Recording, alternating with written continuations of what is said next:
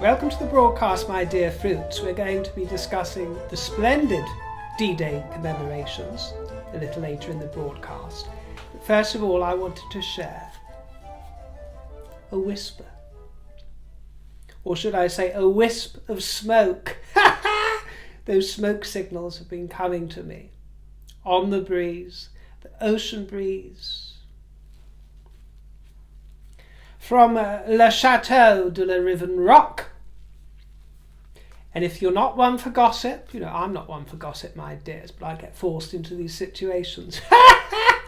If you're not one for gossip and you don't care what's going on in the Harkledom, skip ahead a bit or come back another time. But for those of you who like to hear the whispers that have been shared with me, then I shall furnish you with a few things. Well, one thing in particular today that I heard, and I should be able to share more with you in the coming weeks and months, but I have been in communication with an individual who is associated with the production crew, and I'm going to be rather vague and rather obscure about whether or not they are part of the production team or whether they are associated with, have knowledge of the production team and the production crew to protect the individual that has communicated with me. But yes, I'm talking about the production team of the Meghan Sussex vehicle. And in conversation not just with this informant but with another, the same word has been used. The Meghan Sussex, well, the vehicle. The word vehicle rather than project. Usually they're referred to as projects, these sort of things, you know. But in this circumstance, the word vehicle keeps cropping up. And I note that, and I note it because it points in the direction of sales and skews and slants and grubby little grifting opportunities, from what I hear tell. A vehicle for her wares, for the merchant of Venice Beach. Well, I shall drop in the first morsel, and this is just to whet your appetite, really, if what I'm told is true. And for legal reasons, I must state here and now that this could just be wicked gossip and entirely false. What I've been told is not what I know, so I'm not telling you this for a fact, but I'm telling you what I've been told. What I've been told is that Meghan's first few weeks with the production crew and on set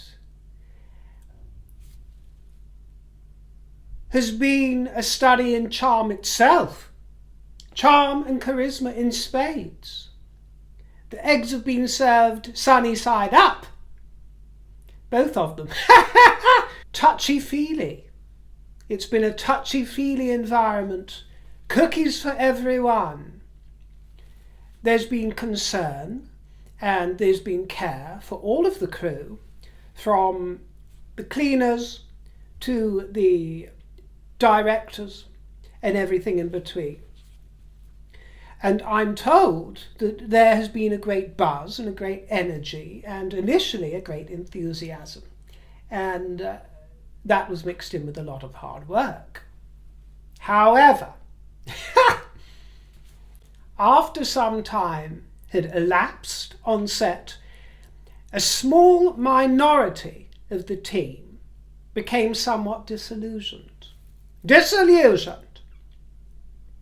Noticing what they perceive to be an air of duplicitousness. Small, petit barbs, usually, I'm told, born of impatience, these barbs, whether voiced or performed mute, because sometimes it comes down to what used to be described here in the kingdom as an old-fashioned look, and you'll seldom hear that phrase used now, if at all, other than in books. But as you know, I'm a lover of the old book, so I read it quite a lot, including in my Dorothy Whipples. She throws him an old-fashioned look, lovey. It's a lovely expression, isn't it? And it means a look of reproach, or, a glance, a disapproving sort of glance, to be quite honest with you, and a dressing down of sorts that can be shot beneath the bowery eaves, if you will. A sharpness emerges in great contrast to the syrupy character, the syrupy facade. And this is where this talk of duplicity is coming in. It's very subtle, and it is the modus operandi for this gal. This modus operandi is concealed at first. Look like the innocent rose, but be the serpent underneath. Yes, Lady Macbeth. It's concealed at first because it's well practiced. Now, it doesn't fool everybody, does it? It didn't fool many of you, and it didn't fool plenty of members of the royal family, but it does fool a lot of people a lot of the time, and there are even members of the royal family that might have had their reservations but still gave the gal the benefit of the doubt and were, if not seduced by her initial sunny charm, then at least sort of placed in favour initially. But not everybody falls for that sort of syrup. But without disparaging Americans, I adore Americans, and Americans are as wise to her tricks as anybody else. So no one needs to get their knickers in a twist when I say this, but we all know that Hollywood Americans, or those of that ilk, they are noticeably sunnier, or should I say they give off more ebullient, effervescent vibes. So when she's laying it on thick as the way Daniel Martin paints on her face every time she makes an appearance to go shopping at the local market or wherever it is, and she appears in full glam. This sunny exterior makes it easier for her to disguise the rainstorm inside. But a collective appears to have formed, a little collective within the crew. Yes. Actually, when it was described to me, it sounded exactly like the equivalent of what's known as the Sussex survivors of the palaces. Yes. And I hear that this is a pattern, within every group she forms. I've even heard that it has happened at their casa, at the chateau of the Riven Rock, and at Archewell. And it happens in all their dealings and all their production set crews.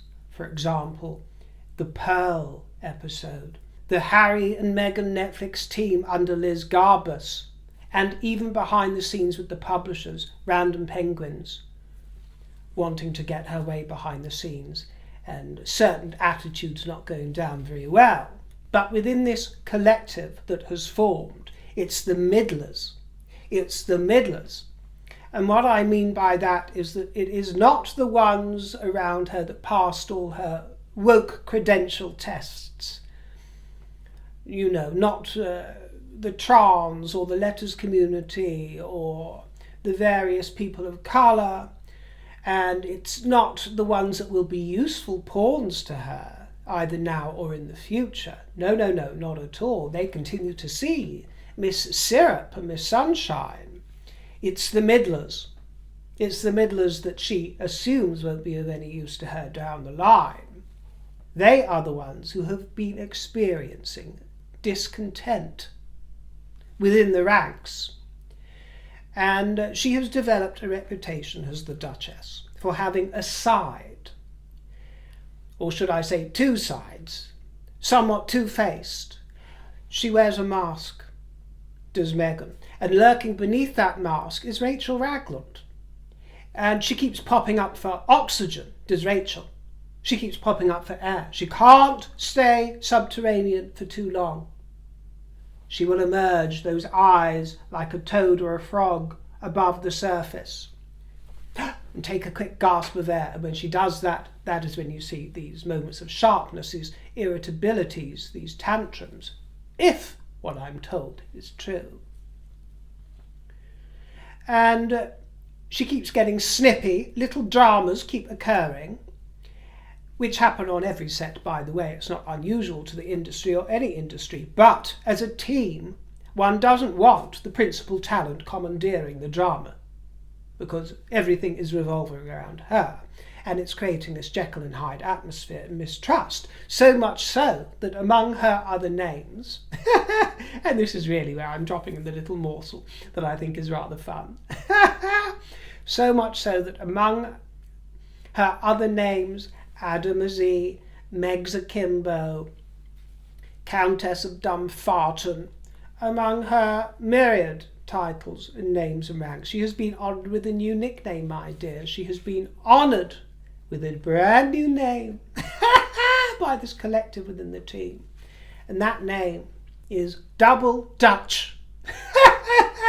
Yes, Double Dutch is what they've been calling her. And I'm told that it's been spreading like wildfire. Of course, Diana was known as Dutch by her close friends. She's still referred to as Dutch by the likes of Sarah York.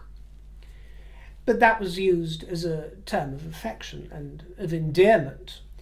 Whereas with Meghan, no. It refers to her double face, her two-facedness, her duplicity. A duchess with two sides. And of course, I suppose it's a pun on the expression double Dutch itself, where one is coming out with all kinds of word salad and nonsense on stilts. We have one duchess for show, for the facade, and one duchess for the histrionics, the histrionic, drama-craving, tantrum thrower behind the curtain. Double Dutch, double trouble. That is what I have heard, and I will continue to keep you abreast of any morsels that come my way. But let's turn to something much more graceful and dignified, and that is the incredibly tasteful, respectful and moving commemorations that we witnessed for the 80th anniversary of the landings at Normandy, which I thought was actually a thing of great beauty. Hosted by France, we also had commemorations, plenty of them going on here in the kingdom, including mainly at Portsmouth, where the King and Queen appeared. But it was yesterday in Normandy, where the main event took place, of course, and it was really a tribute to the surviving veterans of Operation Overlord, who are now in their 90s, and many of them are over 100 years old. It's such a privilege to be living at the same time that they still live and breathe among us, isn't it, my dear? Most likely for the last time for any of these major celebrations. Isn't it really food for thought? And I've got to tell you, watching a lot of the footage and the photography and the imagery, I was brought to tears several times, as I'm sure you were too, many of you. One of the veterans that was en route to the proceedings at Normandy died. They had had a dodgy ticker, a bad heart, and had died en route at the age of 102. I think they were at sea on a boat through France to reach the event. Isn't that something? But I'm sure they wouldn't have had it any other way and would have been proud to go out that way. And there were all kinds of fantastic characters there. These heroes of yesteryear, although they all insist that they're not heroes because they didn't die, they all reject that, but we can still think of them as such, can't we, my dears? There was one 104 or 105-year-old lady, and I've got to say they all look fabulous, by the way. This one lady, she was responsible for the mapping and logistics of the landings, and there she was. And of course the world leaders were present, and there were reminders of the bond between the Allied forces of the troops, and mainly for this operation we're talking about the Allied forces of America and Britain and Canada. In fact, there were 73,000 American troops on this landing day 80 years ago, and there were 83,000 troops from Britain and Canada, so altogether about 156,000 troops landing in Normandy 80 years ago, yesterday, some of whom were just 16 years old. It's humbling and it's sobering. And by the way, we're not discounting for a moment the valuable contribution and sacrifice from other countries, in preserving our freedom and stopping the spread of tyranny, or at least delaying the threat of it in the Western world for decades to come. And it's actually the reason that I become so passionately exercised over the encroaching curbs on our freedom and our freedoms. Little erosions in it that are barely noticeable day to day, but are apparent on reflection. And I'm talking about the little raps on knuckles that we get for language and for words, for thoughts, for daring to smoke. Some of you wonder why I get so upset about things like smoking bans and plans to delegitimize smoking and make it illegal and all this kinds of thing. It's because it is the chipping away week by week of something else that we can't do and that we can't be trusted enough as adults to take the risk of doing for ourselves. And we have this ever-encroaching sort of nanny state and big state and welfare state. And since lockdown, of course, it's all been hyper-accelerated and everybody relying more and more on government. It's so dangerous. And it doesn't equal freedom. And what it does equal and what it does bring to us is this new sense of the new Puritanism, new puritanical attitudes. And I'm talking about what teachers and institutions are being told and instructed to teach and tell us, and what they are also prevented from saying now.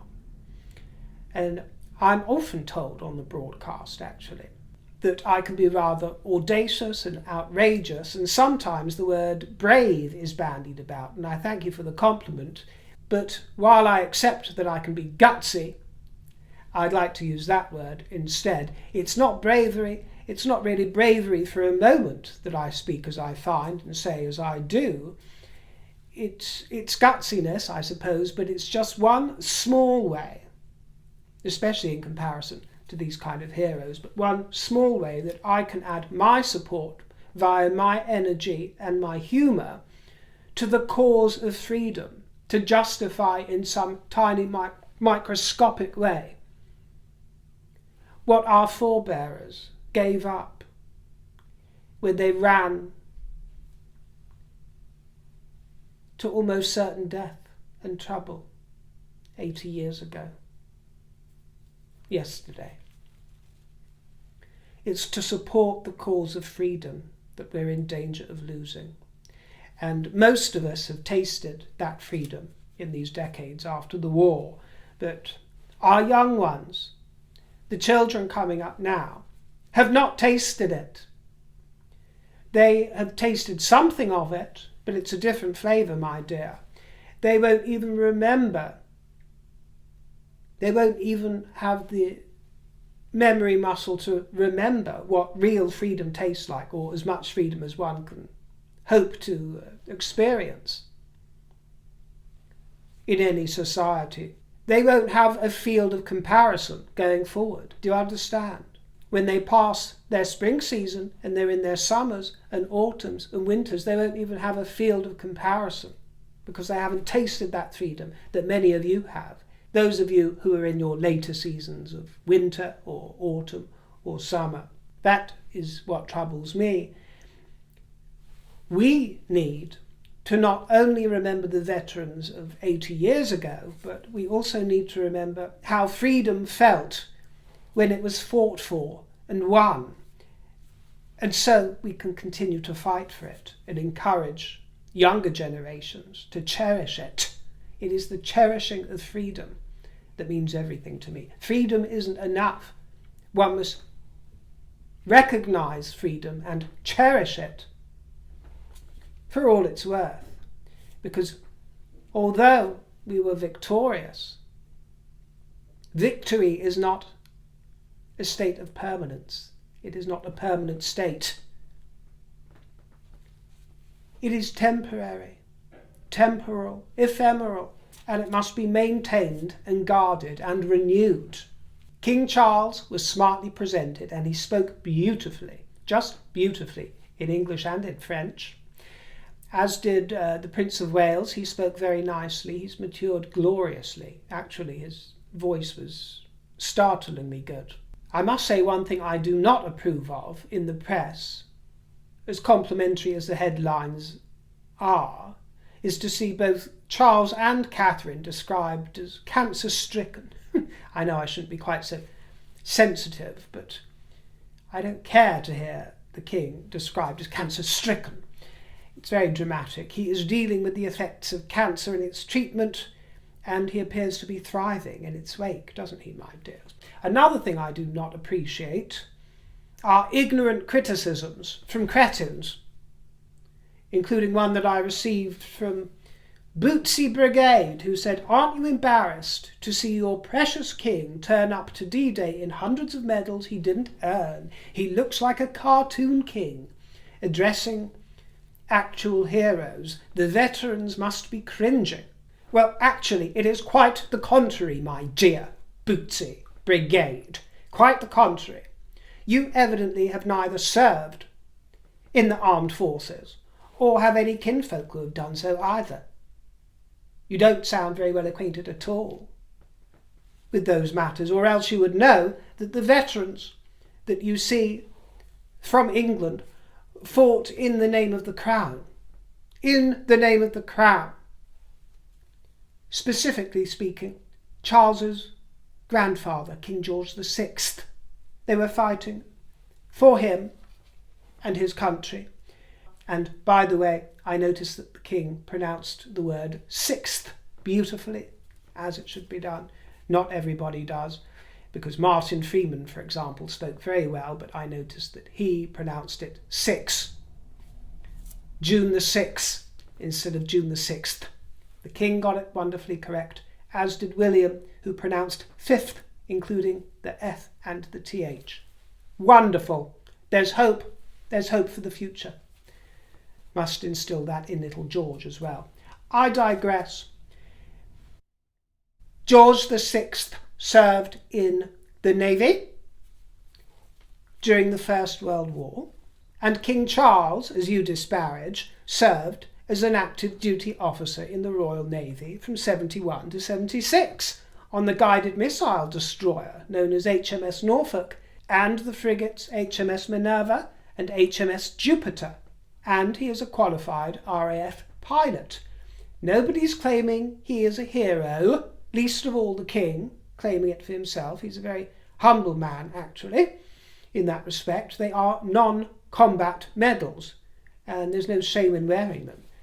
He is also Colonel-in-Chief of several regiments and corps. So it would have actually, if you knew anything about what is embarrassing and what is cringeworthy, you would know that it would have been entirely out of order and disrespectful not to have worn all the paraphernalia. All right? The Queen was resplendent, absolutely gorgeous, wasn't she? Stunning. A white diamond on the shore she was, in Anna Valentine and Philip Tracy, glowing in white, really dreamily gorgeous, with sapphires for eyes.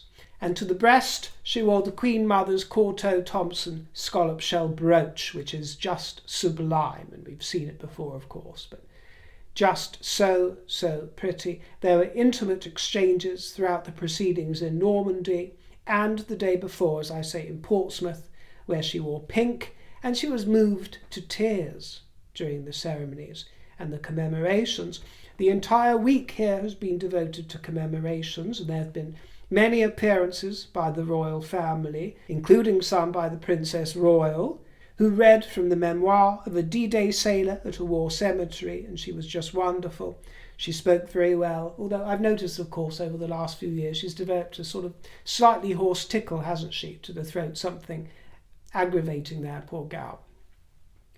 But she speaks wonderfully. I've also noticed that her voice has become a lot less posh over the years. Have you noticed that? No doubt Zara and Mickey's influence and just the general diluting of accents over time, I suppose. But she used to be a lot more la-di-da. It's a little more casual now, but natural and charming as ever.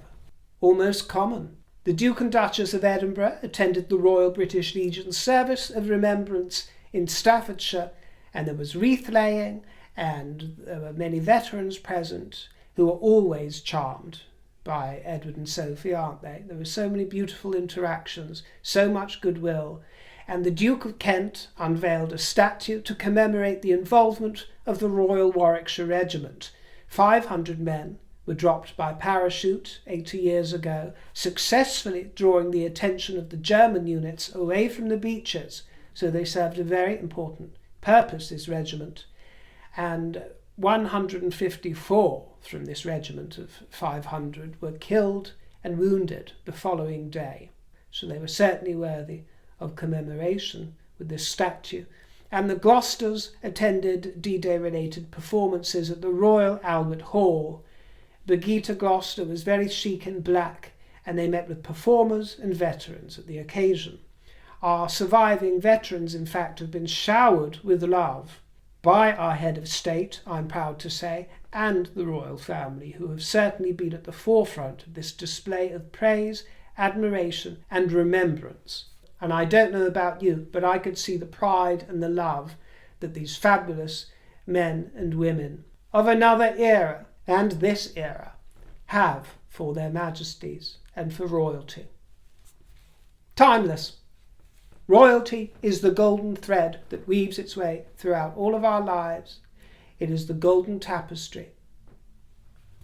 Kime Last says, Dear River, I have watched you for years and don't recall you being overly political at all. So I just wanted to make you aware, if you are not already, that this particular broadcast of yours on the US YouTube with ads started out with an advert from Biden asking for money. I'm not sure if you have any control over these YouTube ads for your station. Could you address this in your next broadcast? Because I'm confused as to whether this has your endorsement. Thank you. I love your outfits and makeup. Wish I had as good an eye for personal style. Thank you, my dear. I just try to have fun. I don't take myself or what I wear too seriously. But if you think it's stylish, I am more than happy to accept that, my dear. Thank you very much. But as for your question and your inquiry, whether I'm endorsing Biden by showering myself with adverts, well, the answer is most definitely no. And just in case any other people are interested, no. As creators here on YouTube, we don't have any say whatsoever into which adverts are played on our broadcasts at all, or over our videos. No, we don't have any say. So if President Biden isn't your cup of tea, I'm sorry that you have to encounter him asking for money. I didn't know that was happening. And excuse me, Mr. President, this is my tip jar corner. If anybody's going to be reminding people to cough up some tips, that'll be me, darling. Stop taking my tips. The president's taking my tips away from me. How dare he? I don't think so. Ask your son, ask Hunter to chuck a few bucks your way, my dear, for the big guy. For the big guy. I'm sure he's got a few squirreled away for you. Ask Hunter. If it wasn't all shelled out on whores. Anyway, there are certainly no endorsements for me, and certainly not for President Biden. I can say that. After Afghanistan. To start off, but we won't go any further than that on this occasion. We can't choose. We can't say what adverts go on. But I would like to say, seeing as you've mentioned adverts, which are rarely mentioned, I will say that I have never noticed, over 3 years of doing this channel, I have never once noticed anybody complain about adverts. So firstly, I would like to thank you for not complaining about them appearing. But secondly, it tells me that they are not obtrusive. They're not overly obtrusive to anyone, which I really like and really appreciate. Because there are channels that I've noticed out there that adverts spring up every 2 or 3 minutes, and what people don't understand is that if a channel is monetized, we can have the option to decide where they are placed within the video. So if I wanted to place multiple adverts, 20 times within 30 minutes, I can do that. You can put the markers in, and if you've got a channel, you know that we're able to do that. We have some say over it, or we can choose not to put them. Usually I will add perhaps one advert mid-roll in the middle of a broadcast. And you also have to understand that doesn't mean that an advert will be played every time you watch a video in the middle. It just means there is an option for YouTube to roll one in the middle. So sometimes you'll get one, sometimes, and oftentimes you won't. But apart from at the beginning and the end of videos, I will usually place one somewhere around the middle, one advert. If it's a longer video, two. But very rarely any more than that. The vast majority of times, one. So you might get that, you might not. But I never really have to think about it because I don't get complaints about it. So I'm pretty, and I mean not one complaint in 3 years, so I'm pretty sure that I don't annoy anyone with adverts. And even if they do pop up, you can skip through them. And this is something else that annoys me, because I've seen plenty of creators tell their audience, you could really do me a favour and help me out if you watch the adverts and watch them all the way through and leave them playing. So much so that people say to me, I always make sure to watch your adverts all the way through. Well, to the best of my knowledge and what I can deduct and what I can see from my own analytics over 3 years, I really think that skipping through adverts or watching them all the way through, I think that the difference is entirely negligible. I don't think it does any harm to the creator or the revenue from adverts to skip through them if that is what you want to do. Please never watch your way through a 2 or 3 minute advert on my behalf because you think it's benefiting me. It really makes the most negligible difference as far as I can make out. From what I have heard and what I believe, revenue is more or less the same whether or not you skip. You've seen it and you've noticed it, and whether you continue to play for another 5 seconds or another 5 minutes, it's much of a muchness. So beware of what you hear and what people tell you. But as for you saying that you don't recall me being overly political at all, well, I touch on it from time to time, and as I've said, I will have to touch on it a lot over the next year because we've got big things coming up, and it's interesting to me and many of you. So yes, we will be talking political, but no, I wouldn't call myself a political animal as such, but I am, as I say, concerned about freedom, and that comes under politics. I never thought for one moment that I would be sort of extolling, to some degree, the likes of Nigel Farage or Tommy Robinson, or bringing them to your attention. I never thought that that would be the case a few years ago. But it all comes back to the increasing encroachment on our freedoms and how important it is to preserve and cherish them. And Hannah Axelar is another viewer who seems to be sharing some of these concerns, and says, the me from 5 years ago would never have voted for a party fronted by Nigel Farage. I was Labour through and through, so whereas I consider myself centrist with slight right leanings, we also have fruits in the basket with left leanings, such as Hannah. I was Labour through and through, but I feel things have really shifted that much in recent times. Labour do not represent the reasonable left to me, or reason at all. And of course, many of these left-leaners, actually, especially ones from the Red Wall here in the Kingdom, were convinced to vote Tory in the last election for Boris Johnson. But they remained really Labour at heart, but old school Labour. They were disappointed. Traditional Tories were disappointed. Everybody was disappointed with the Tories in the end. That's why we're in this pickle. But reason has been sacrificed at the altar. This is the new illiberal left. I find them bonkers, bar one, and cannot subscribe to their world view. Conservatives are Labour light. However, I adore Kemi Badenoch. Well, you might recall if you were here then, over a year ago now, that I was an early admirer of Kemi's, a very early admirer. In fact, I was probably the first admirer of Kemi Badenoch. And I'm not entirely convinced about everything about the gal, but at that point in time she was impressing me. Reform with Nigel Farage are honing in on the issues I truly care about. I have to go that way this time. Anything to the right of the far left is now far right.